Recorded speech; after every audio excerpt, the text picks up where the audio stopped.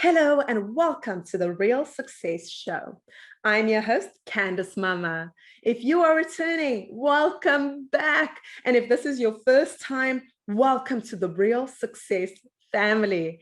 As you know, our mission is to allow you to be connected to the greatest minds from across the world so that we can all become the best versions of ourselves. Today's guest is not going to disappoint. But before I get into it, if you have not liked, shared, and subscribed, what are you doing? What are you doing? Be sure that you are smashing that like button and sharing this so that more people can find us.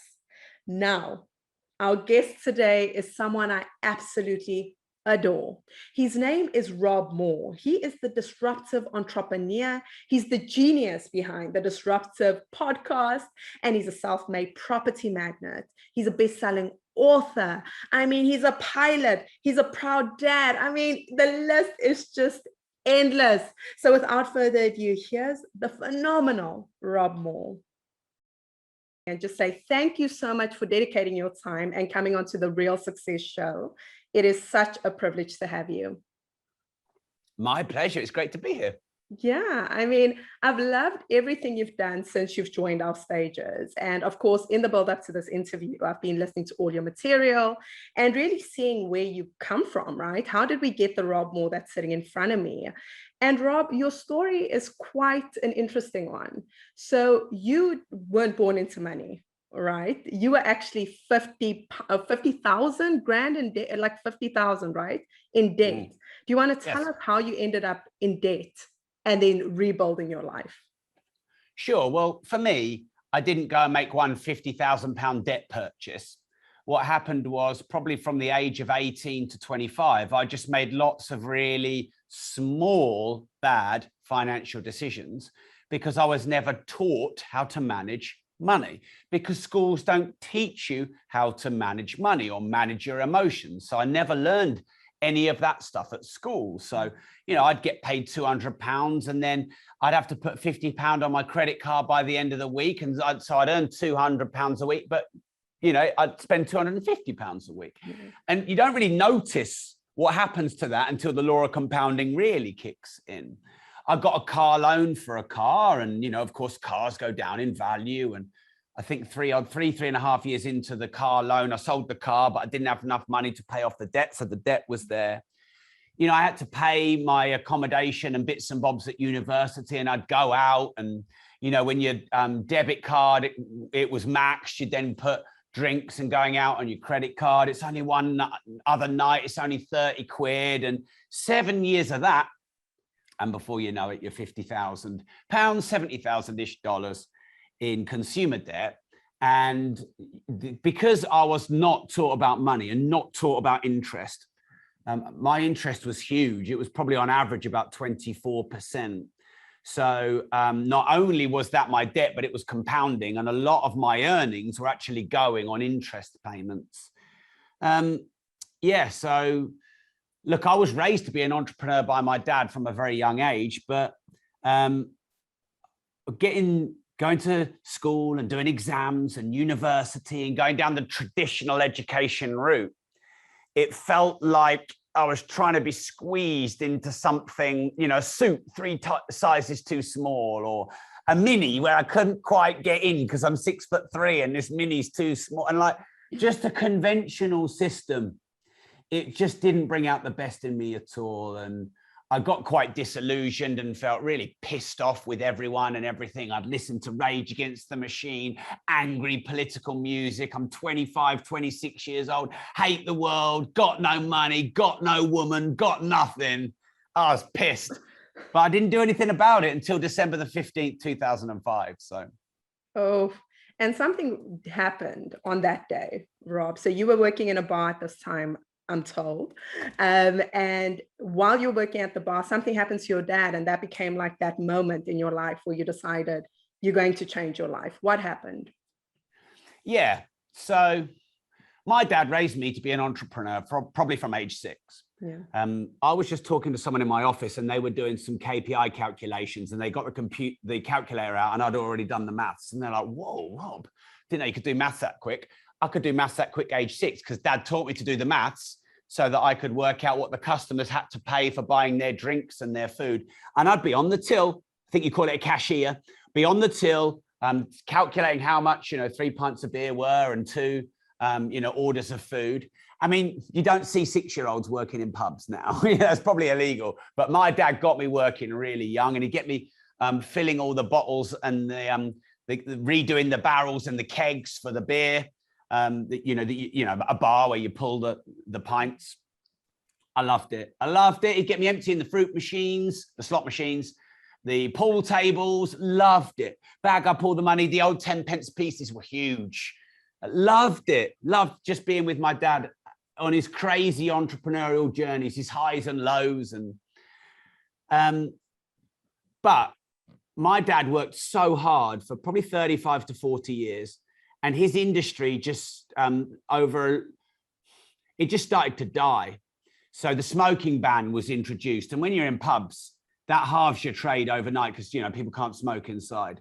Off licenses took a lot of business away from pubs and bars.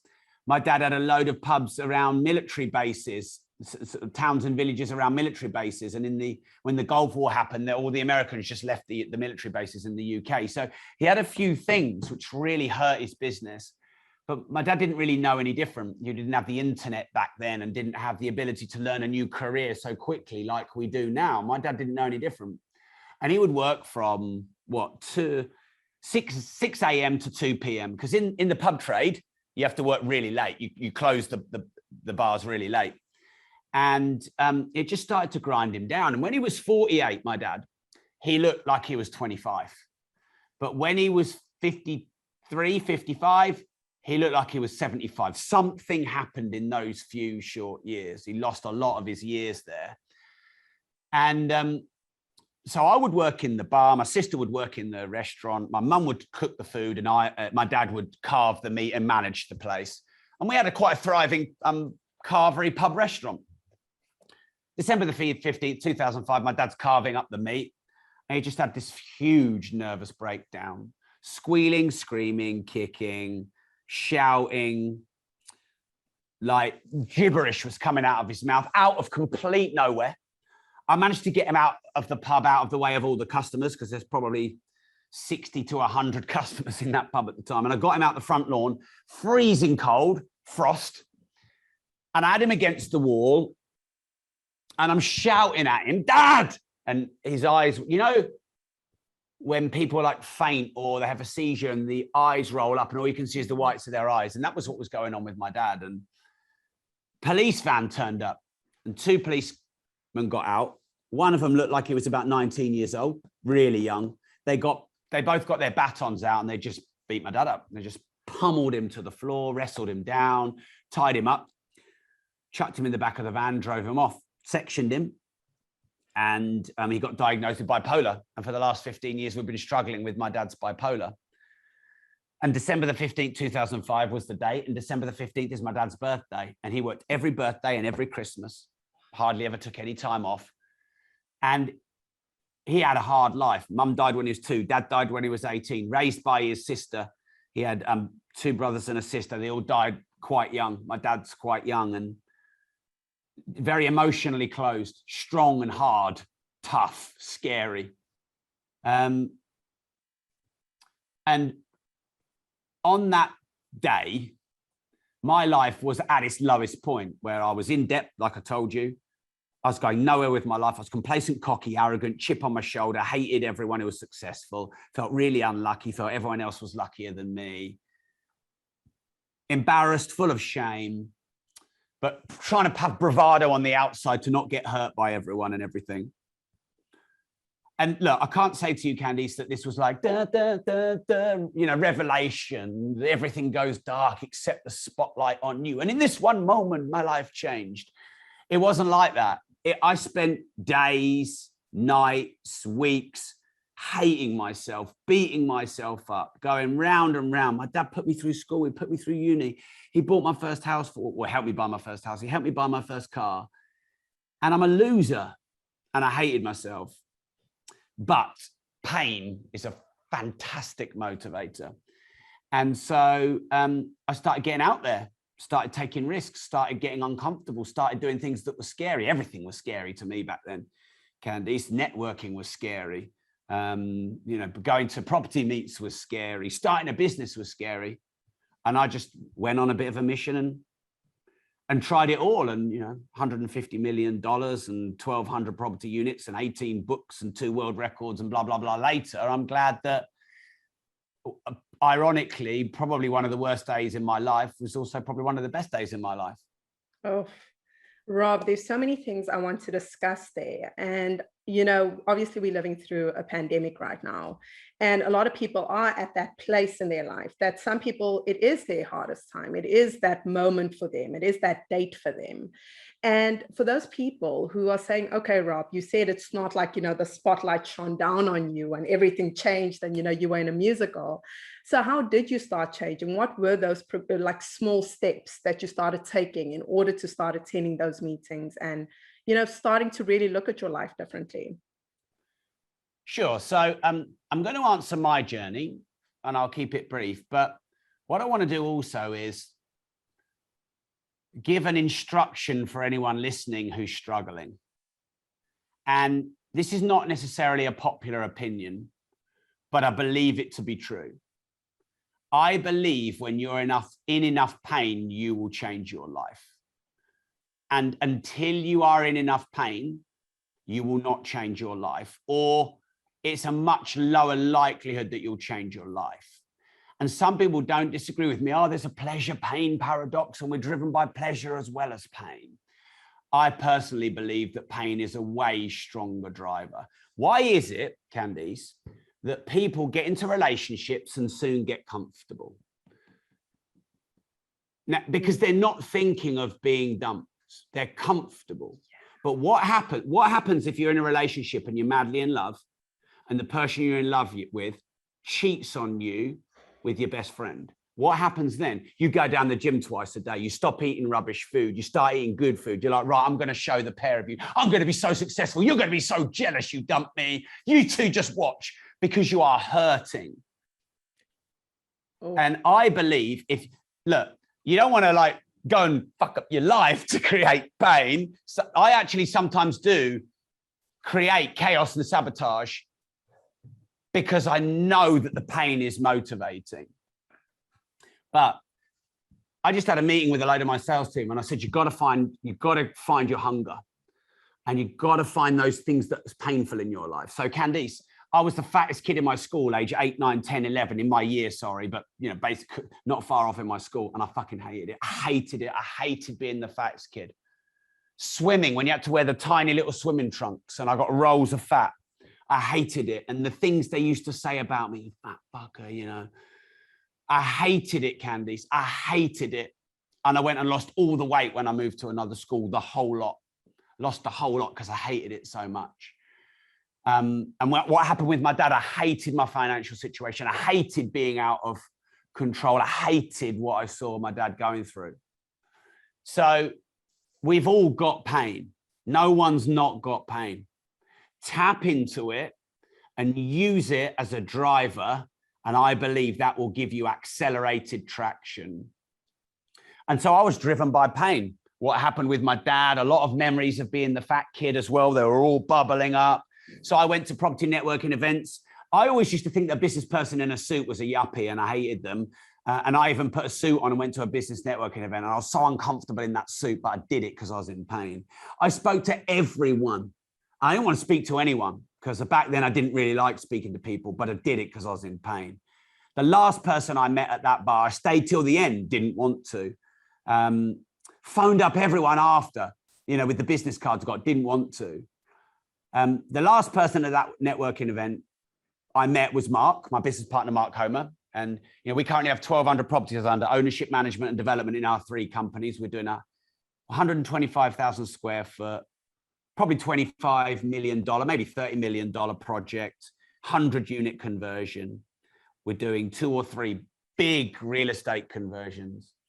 And that was from a chance meeting at a networking event. Now, those networking events, I knew about them for 3 years before I went, but I never went because I was probably too cocky, complacent, and uncomfortable. I really believe complacency and cockiness and comfort is the enemy of greatness.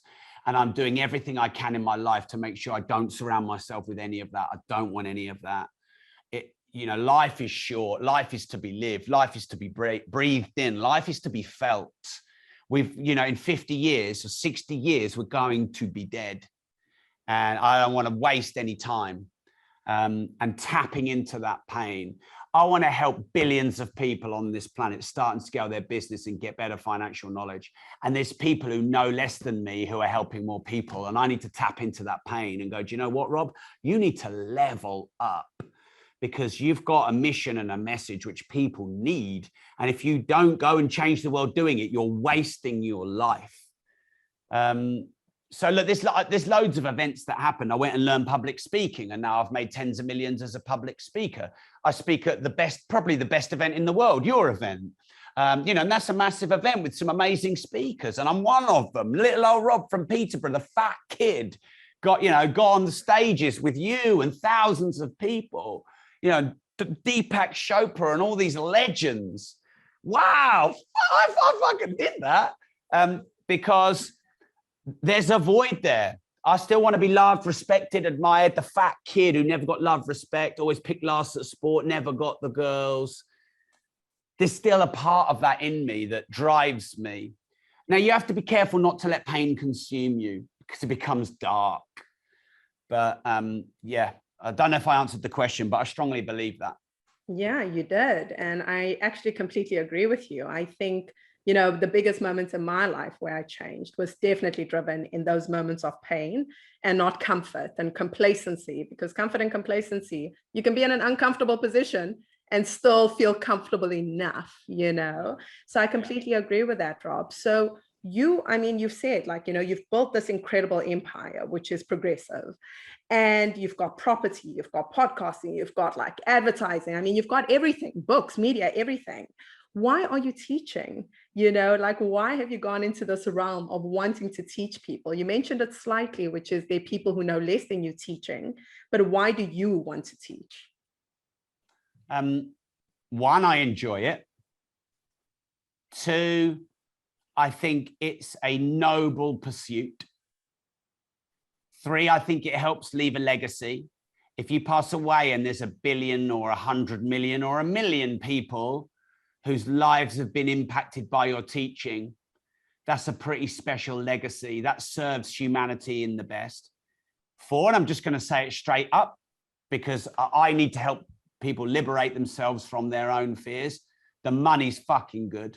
And there's nothing wrong with wanting to make a lot of money. The greatest gift you can give to yourself and humanity in this life is to do what you love and make a load of money doing it. So in education is great because you don't need stock, you don't need premises, you don't need massive overhead. You just need information. And then you can leverage free platforms like Zoom we're on or social media or whatever. So it's another reason I like it. I was born to talk. My wife always says, yeah, you're not such a good listener, Rob. So I know that public speaking was something that it just feels like it's part of who I am. I'm not interested in managing my properties and not interested in property development, even though I have a big portfolio. It doesn't set me alive. I can get lost in education. I can be standing on a stage or, at your summits, Candice, and I can get lost in the moment. I think you're doing something you love when time stands still. Like when you fell in love for the first time and you were with that person and you could be with that person for hours and it felt like minutes. I want to live life like that. And only Candice now, when I talked about time, did I go, oh, what time is it? So we've been going 20 minutes and I'm present with you and I'm not thinking about things I messed up previously or hard things I've got to do in the future. So things that make you present and breathe in the moment and you want more of, that, makes you feel alive. And education, training, teaching, writing, speaking, podcasting. I've done over 900 and something podcast episodes. I've done thousands of Facebook lives. I've done thousands of speeches.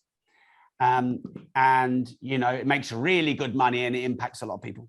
Oh, I absolutely love that. And speaking about education, one of the books that you read cover to cover, which is actually how you ended up getting into property, was Think and Grow Rich. What about that book really impacted you? Well, it's timeless. I mean, its principles work nearly 100 years later. That is, it's hard to write a book that lasts 100 years. That is hard. And, you know, I first learned the concept of a mastermind.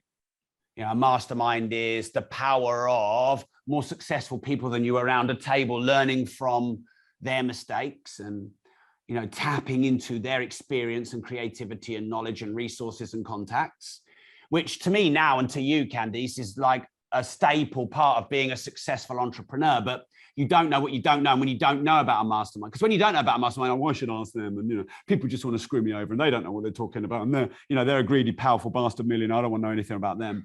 So, you know, I learned that from Think and Grow Rich, a definiteness of purpose. Sexual transmutation. I've never actually read anything about sexual transmutation in any book. And I don't think I've ever said this to anyone on any of their podcasts, Candice. So you may have this, but I don't know how to say this. I have a very strong sexual drive, and that can leak and cause me a lot of trouble.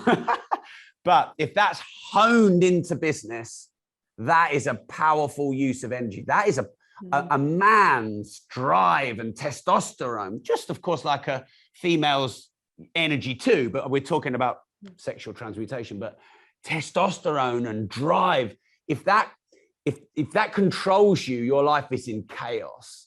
Whereas if you can hone that and put that into a mission, people are like, man, this guy he's got something about his energy, which is, you know, radiant. And, you know, I always think people on a mission are sexy. You know, if you look at someone like they're on a mission, there's something sexy about them, something attractive about them. You don't necessarily look at them and think, you know, you're a super hot 10. There's something sexy about someone on a mission. I love people. I find men sexy who are on a mission, and that's not even how I roll. So yeah, there's some of the things I learned from Think and Grow Rich. Oh, wow. And I love that you mentioned that chapter, because it is a very powerful chapter. And it is one of the few chapters that Napoleon Hill covers he does it in such a smart way. And you are right. It is about channeling that energy into creation, because it's the most powerful creative force in the world. And so if you can take it and really transmute it and make it into something, as you have clearly done, which is incredibly powerful for so many people. And, you know, that energy, Rob, has allowed you, as you said, to do podcasts that are like, geez, I mean, you've interviewed some insane people, some remarkable human beings. What are some of the best interviews you feel you've done in your career so far? Well, I interviewed Floyd Mayweather twice, and he is probably the hardest guest on the planet to interview. And I feel like I did as good a job as I could. And I felt like that was a good accomplishment, I suppose. I don't know anyone else who's interviewed him twice, so that's pretty good that we sorted that out. I've interviewed 15 billionaires. I love interviewing billionaires. People think, oh yeah, Rob loves interviewing billionaires. It's all about the money.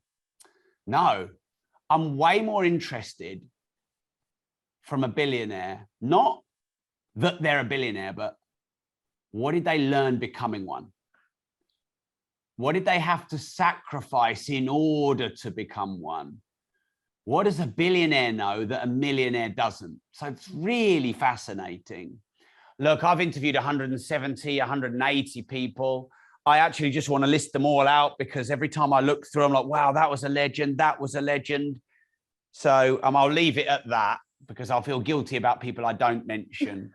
But yeah, I've interviewed some amazing people, and maybe the most amazing people are still yet to come. Oh, that's amazing. And you were speaking about, you know, the reason you love interviewing billionaires is the fact that they know something millionaires don't know. But Rob, for a lot of people, actually just cracking the millionaire mark is where they really struggle.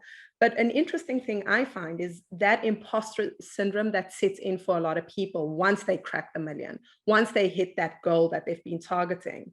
Have you ever dealt with imposter syndrome? And if so, how have you done it?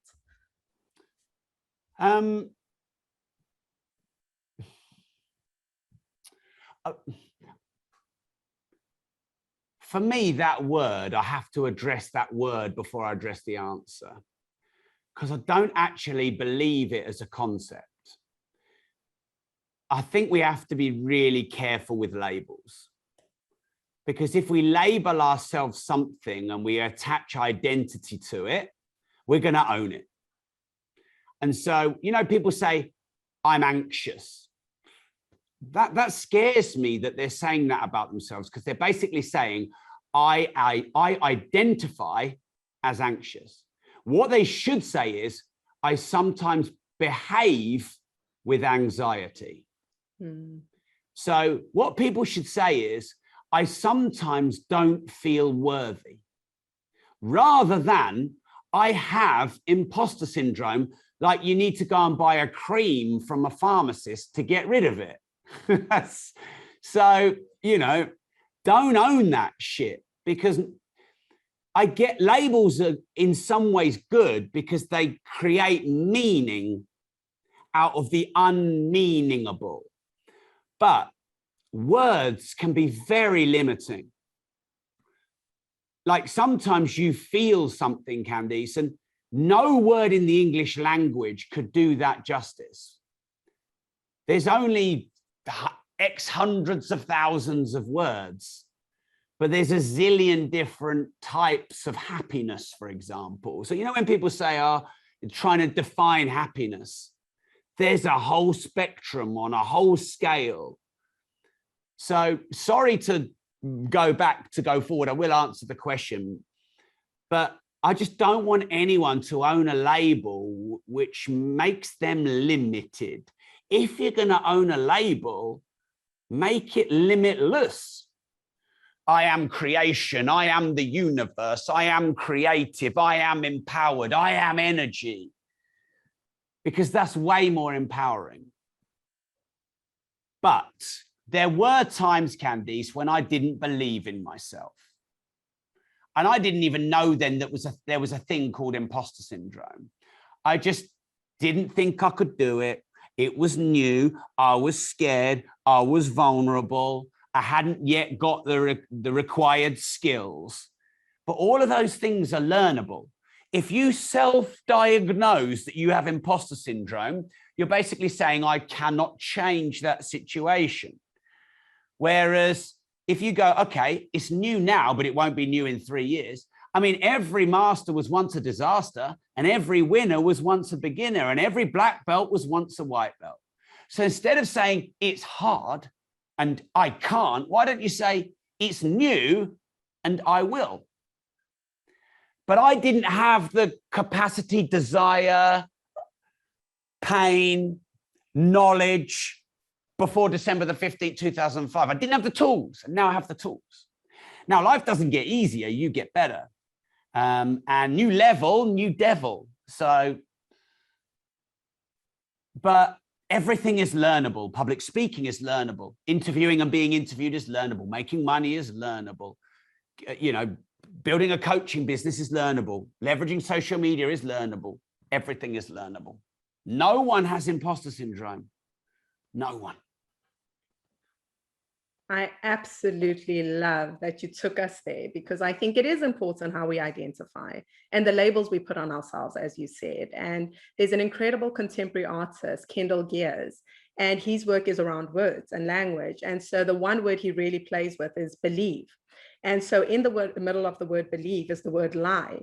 And then the question he will pose is, how much of what we believe is a lie? And it's just so profound. And I think we are in such a rush to define ourselves as, I am anxious, you know, instead of I am feeling anxious. So I think that was a huge nugget, Rob. I think a lot of people are like, you know what? I'm going to define myself differently from now on. 100%. I mean, everything's a lie or everything's the truth based on what you believe.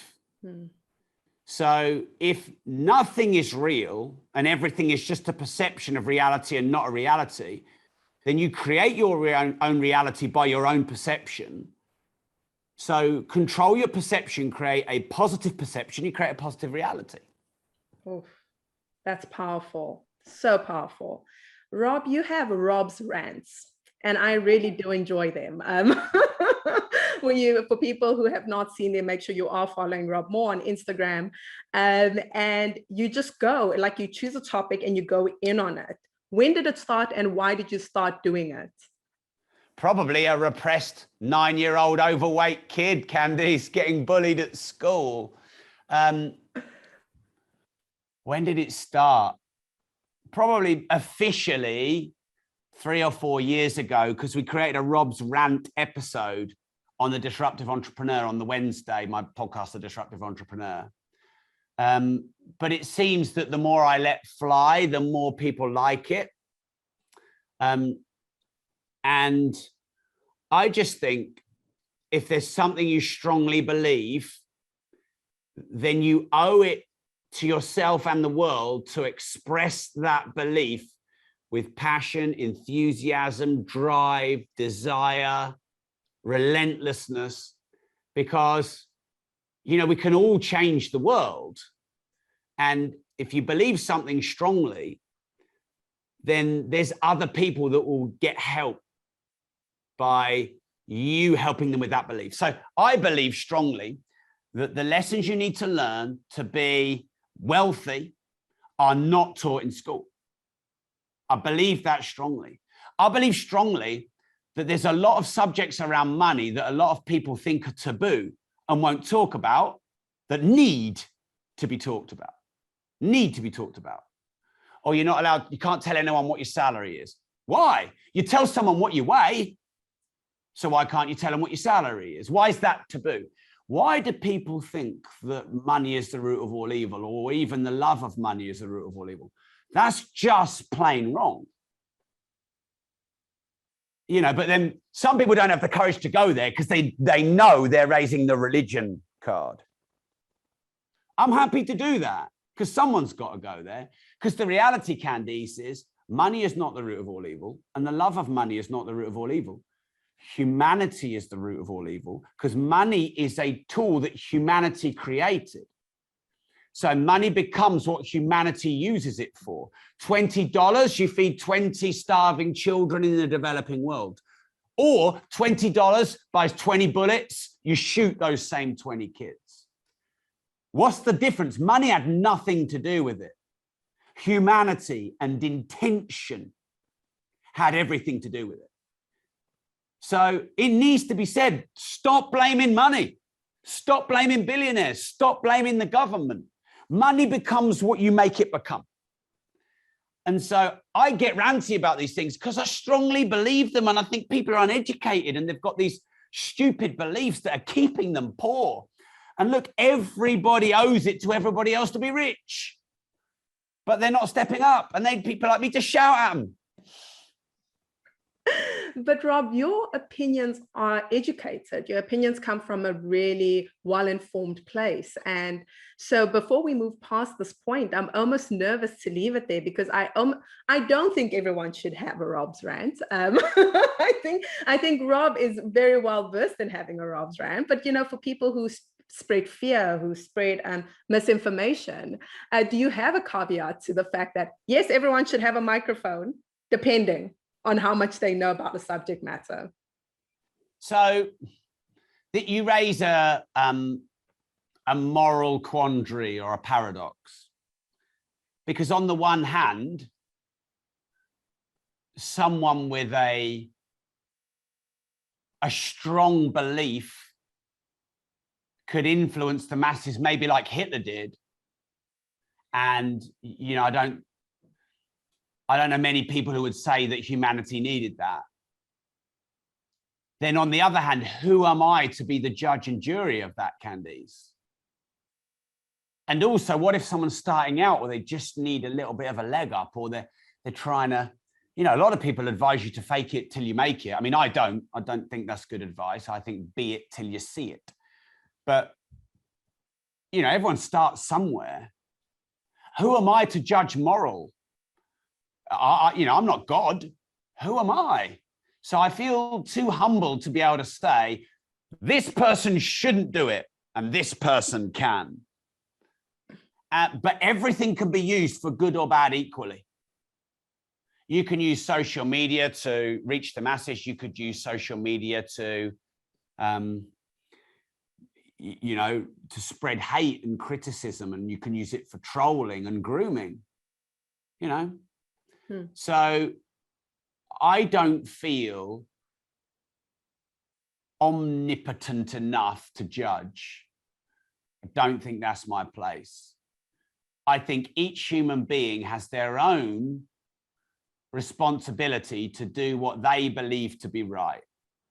But I can tell you, Candice, I can tell you this, and this is not going to be popular, but I don't care.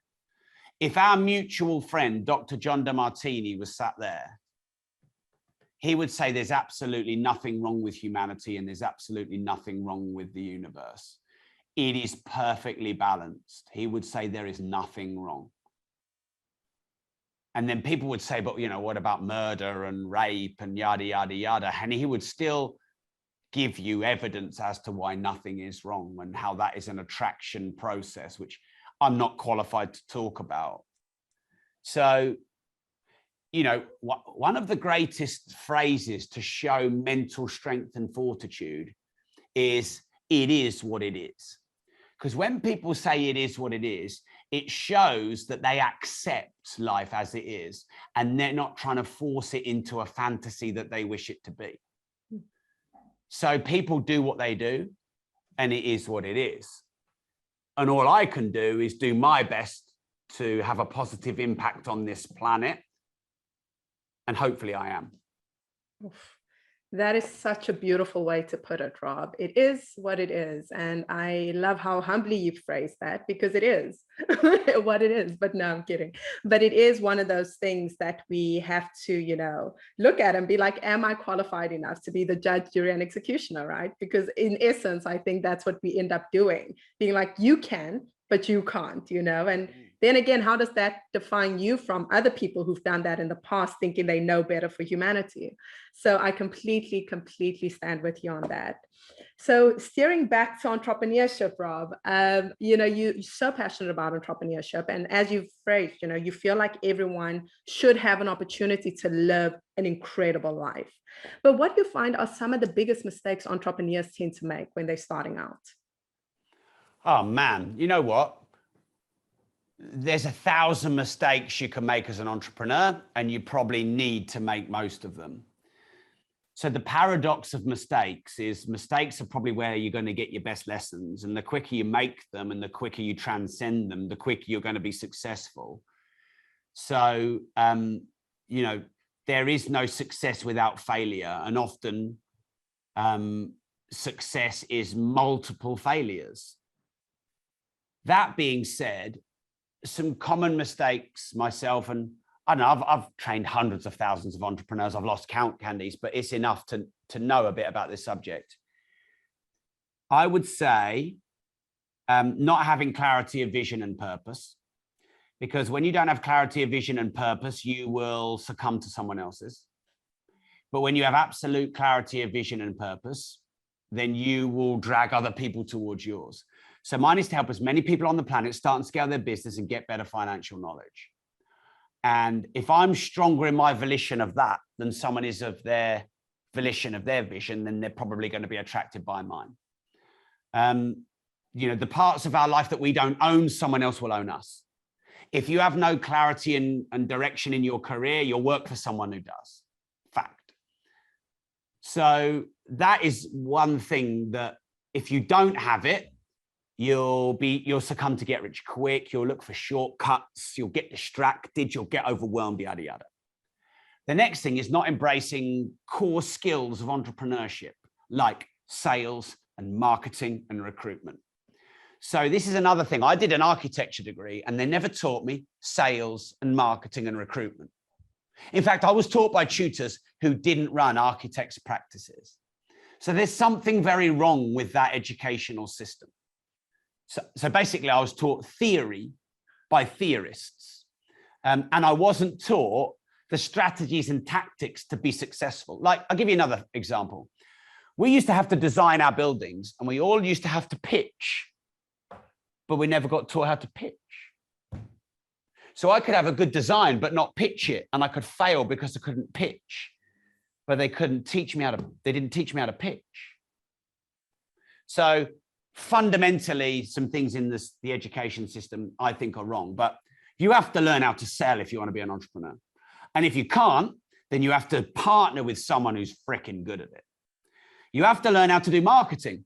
If sales is converting into cash, marketing is generating the lead in the first place.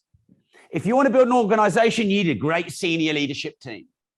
So sales, recruitment, marketing. Too many entrepreneurs, I'm good at this, I'm good at that. You know, I've spent 15 years getting my letters after my name as a coach, a consultant, a trainer, but then they can't get clients.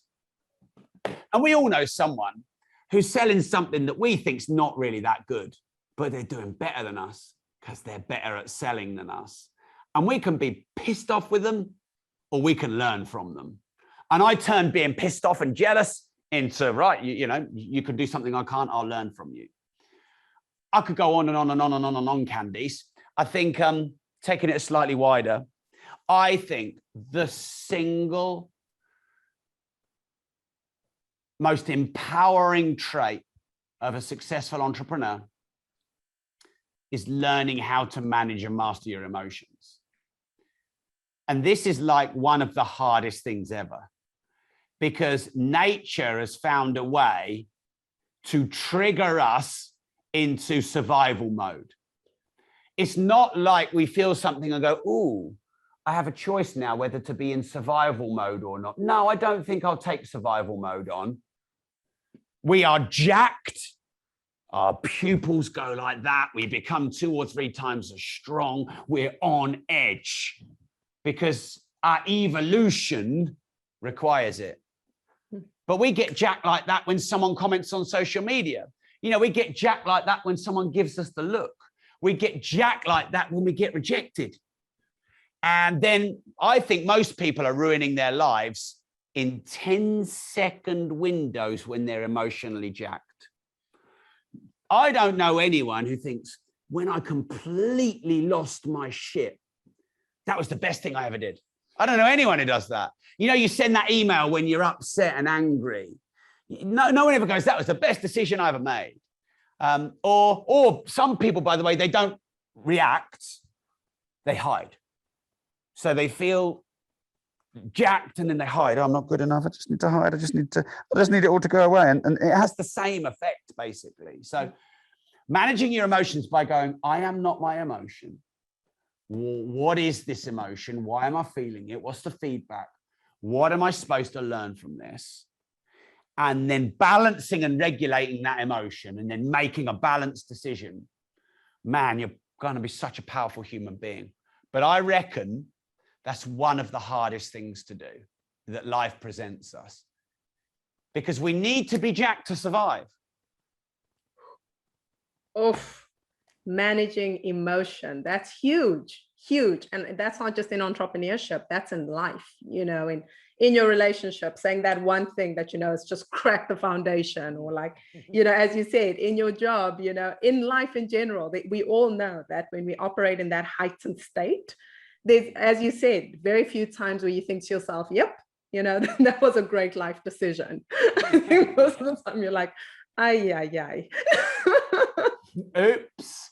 Messed it up again. Yeah. And here's the thing, Candice, because we've got our habits ingrained in us, probably since we were a child, we're making the same mistake over and over again, and we're recurring that mistake. Mm-hmm. You know, like when we attract the wrong kind of person over and over and over.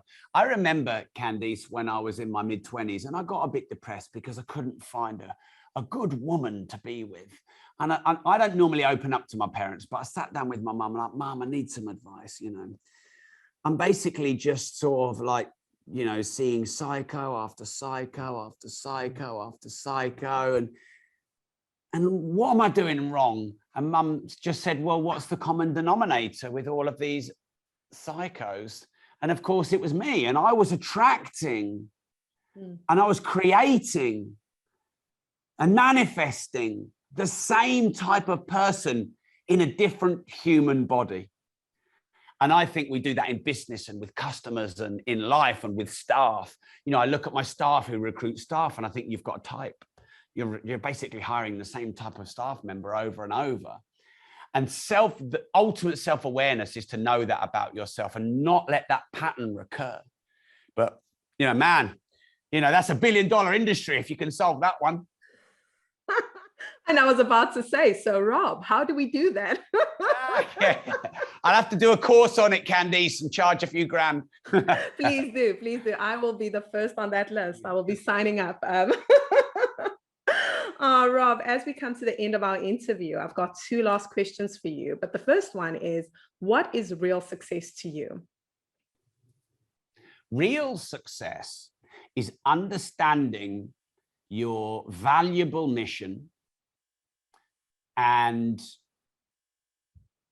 gaining support and challenge and growth along your journey of achieving your valuable mission. I would say that's real success, because false success is ego or just a money focus or comparing yourself to others.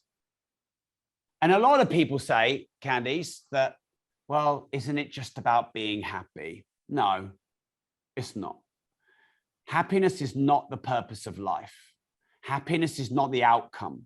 Happiness is the reward for something well done.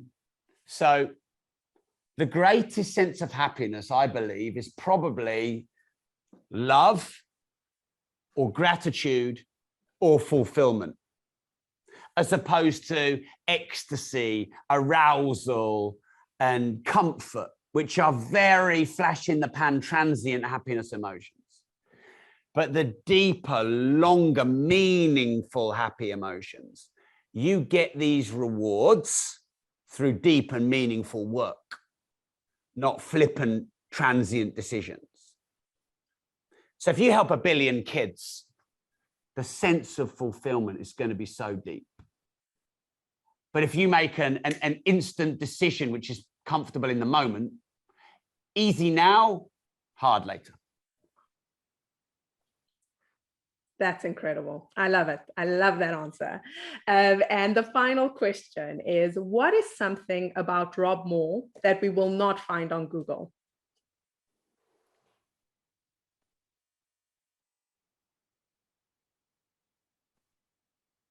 So I won Face of Peterborough, 1999, modeling competition in Peterborough.